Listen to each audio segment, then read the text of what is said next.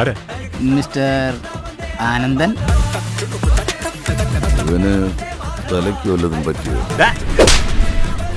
तुम्हारा पिताश्री का फैक्ट.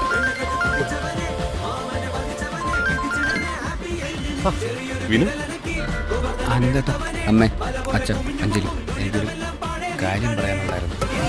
സ്നേഹിക്കാൻ മാത്രം അറിയുന്ന ഒരു പാവം സാധു ചെക്കനെ എന്റെ അഞ്ജലി കിട്ടിയിരിക്കുന്നത്.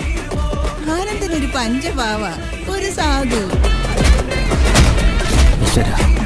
നടക്കൂല്ലെന്ന് ഒരു ഉറപ്പില്ലാത്തൊരു കല്യാണം. എന്താ നിന്റെ ശരിക്കുള്ള പ്രശ്നം? ഇതിന് കുട്ടികളുണ്ടാവില്ല അച്ഛാ, കുട്ടികൾ.